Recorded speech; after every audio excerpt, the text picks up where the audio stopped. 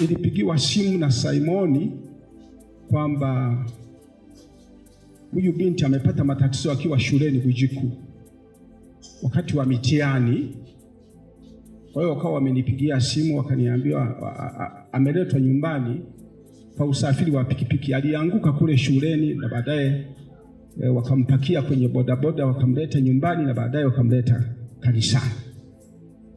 Sasa nilipoanza kuomba nikakutana na roho ya ajabu. Hiyo roho ilijitambulisha kuwa ni mwanafunzi anaitwa Felista, anasoma Bujiku Sakira. Ile roho ikasema, sisi tuko kwa Pili. Kwanza tukujulishe tu mchungaji ya kwamba Pili hayuko hapa. Pili alikuwa hayupo hapa. Pili tulikuwa naye shuleni.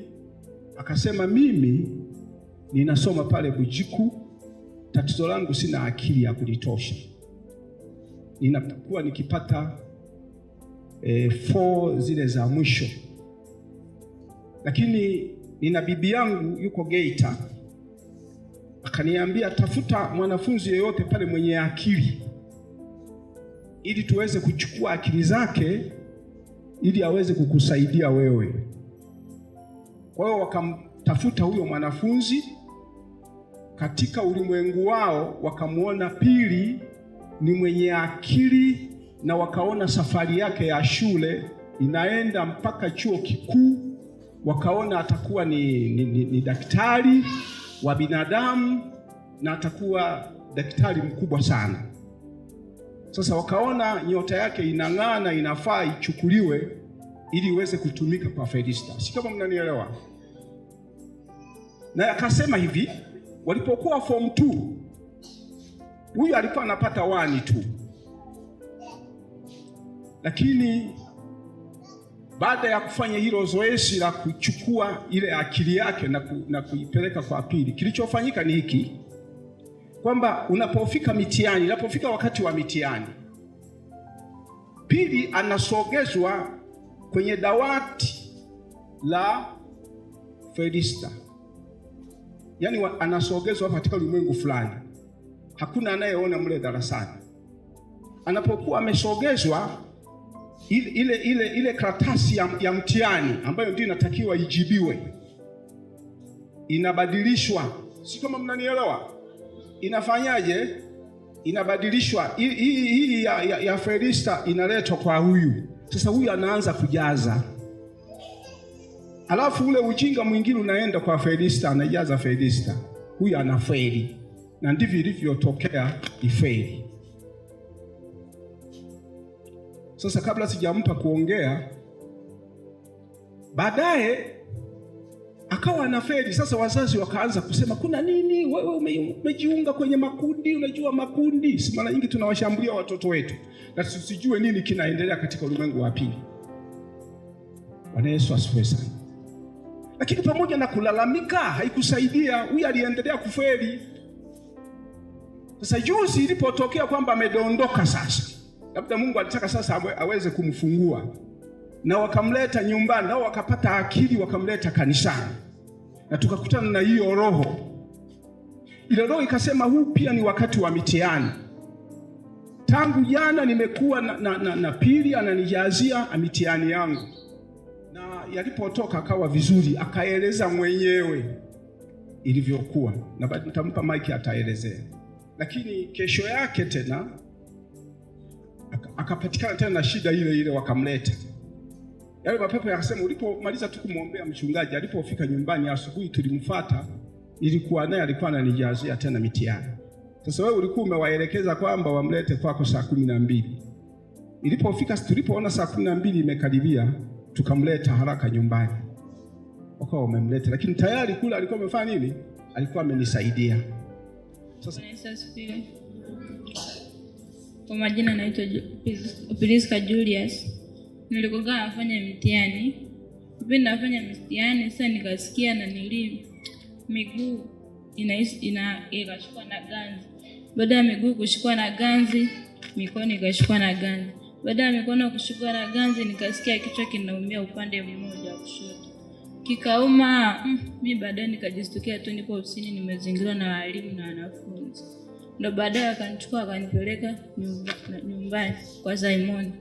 Nimefika nyumbani kwa Simon nikaletwa kanisani. Kuletwa kanisani hatukumkuta mchungaji, tukabidi twende hadi kwake. Tumeenda kwake nikaombewa. Nilivyoombewa ndo haya hapo yakajitokeza. Hebu eleza sasa, baada ya maombi kumbukumbu zako sasa zikawa zinaonyesha nini ilitokea, kwamba ni kweli kwamba huyo binti alikuwa anakuchukua na mjazia mitihani? Ni kweli. Kuanzia form 2 mwishoni pale. Ulikuwa ilikuwa inakuaje? Tulikuwa tukifika kwenye mtihani. Ananipata ananiambiaje, Maria utanisaidia kwenye mtihani? Nikamwambia sawa, kama nikiweza nitakusaidia. Kwa hiyo alikuwa anakuchukua unaanza kumsaidia. Labda niulize hivi, ulipokuwa form 2 wastani wako ulikuwa unapata 1 ya ngapi? Kuanzia 11 au kwanza nilianza na 1 ya 8. Okay. Na ulipoanza kumsaidia Felista ulishuka?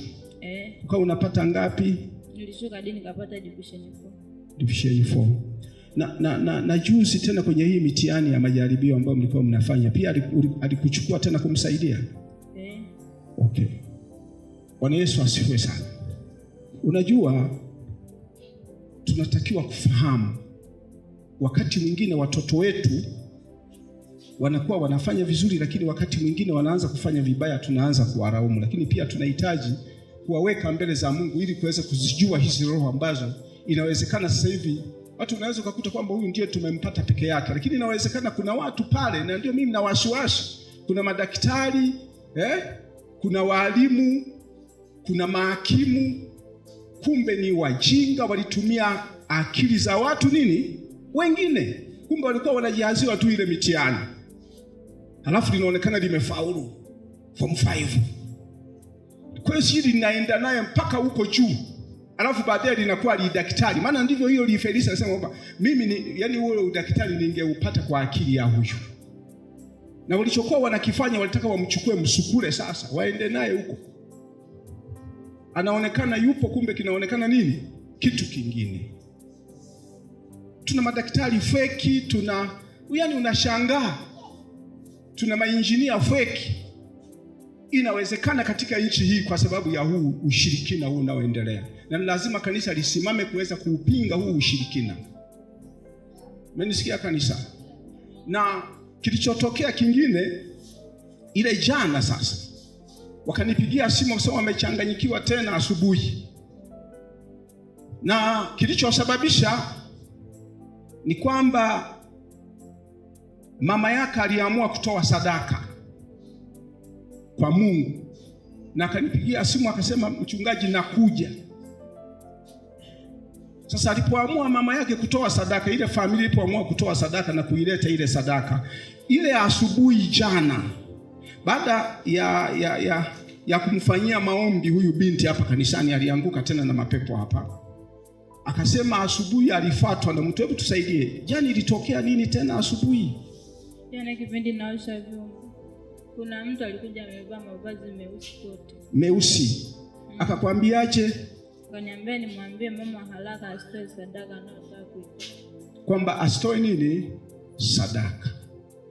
Shetani anajua, ndio maana mara nyingi tunawaambia sadaka ina ina nguvu, na shetani huwa hapendi kabisa mtu atoe sadaka. Kwa sababu ukishatoa ile sadaka, hasa ukitoa kwa moyo wa kupenda, sio kwa kulazimishwa, alafu ukatoa sadaka kubwa, umenielewa? Shetani hana bao tena.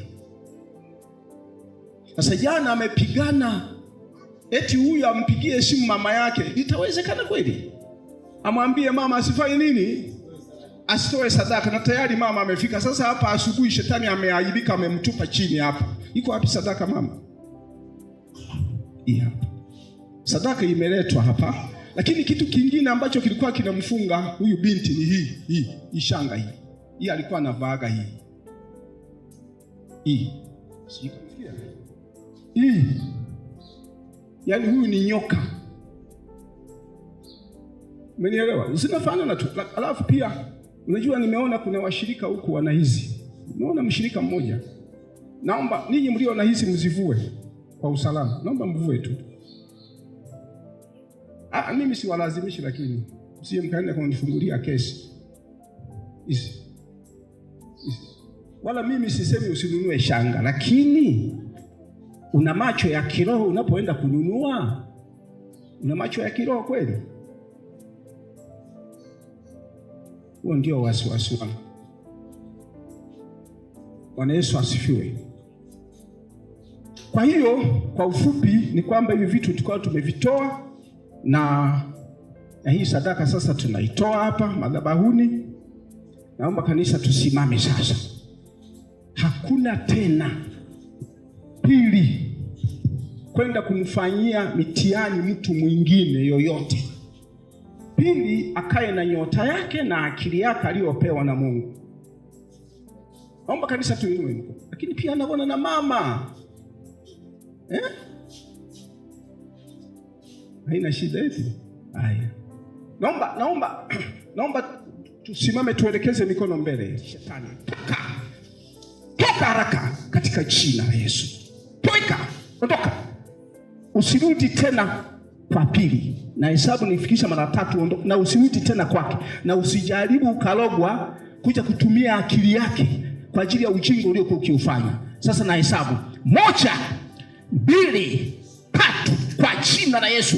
Toka. Ondoka katika jina la Yesu. Bwana Yesu nakukemea. Inuka.